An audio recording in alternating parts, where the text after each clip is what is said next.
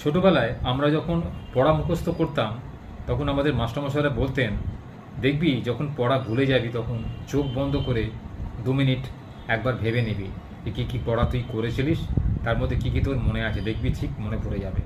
কিন্তু এই মনে করাটা হতে হবে খুব গভীরভাবে, অর্থাৎ মনটাকে একাগ্রচিত্তে মনে করে ধ্যান করে তবেই কিন্তু এই ব্যায়ামটা করতে হবে। তাহলেই কিন্তু তোর পড়াগুলো যেগুলো ভুলে গেছিলিস সেগুলো কিন্তু আস্তে আস্তে মনে পড়তে শুরু করবে।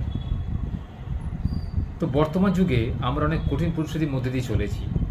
এত চিন্তা ভাবনা, স্ট্রেস, শারীরিক কষ্ট, মানসিক কষ্ট, অনেকের আর্থিক কষ্ট চলে এসেছে।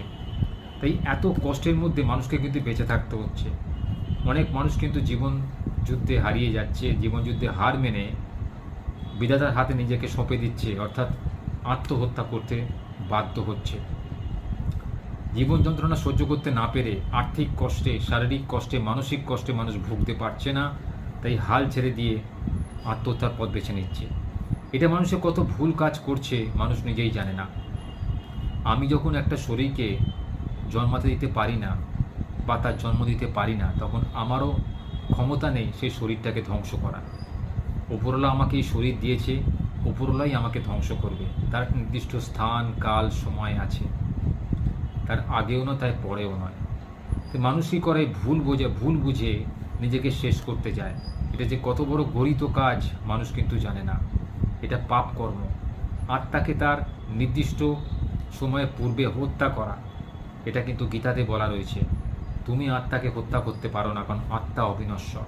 তোমার শরীরটা হয়তো ধ্বংস হলো, তোমার আত্মা, তোমার মন, আমাদের আত্মা মানে অ্যাকচুয়ালি আমাদের মন, আমাদের মনে কি আছে সেটা কিন্তু আত্মা বহন করে নিয়ে যায়। আত্মাই আমাদের জন্ম ছেড়ে যাওয়ার পরে পরজন্মে আমাদের কর্মফল বয়ে নিয়ে যায়। আমরা কি কাজ করছি, কি কাজ ভবিষ্যতে করতে পারবো, তার শুভ ফলটাকে কিন্তু পরজন্মে বয়ে নিয়ে যায়। যদিও আমরা কেউই কিন্তু পরজন্ম সম্পর্কে কোনো ধারণাই পাই না, তবে আন্দাজ করতে পারি যে এই জন্মের কর্মফল কিন্তু পরজন্মে সেটা ক্যারি ফরওয়ার্ড হয়।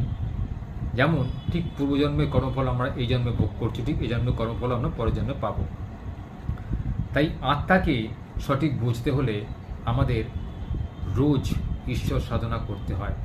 অন্তত আধ ঘন্টা, অন্তত 15 মিনিট করজোরে ঈশ্বরের কাছে প্রণাম করে তোমার দৈনন্দিন জীবনের কাহিনীগুলো বলতে হয়। তুমি কি ভুল করেছো, তুমি কি ঠিক করতে চলেছো, তোমার কি পরিকল্পনা, তুমি ভবিষ্যতের জন্য কি ভাবতে চলেছো, তার সম্পূর্ণ বর্ণনা ভগবানকে দিয়ে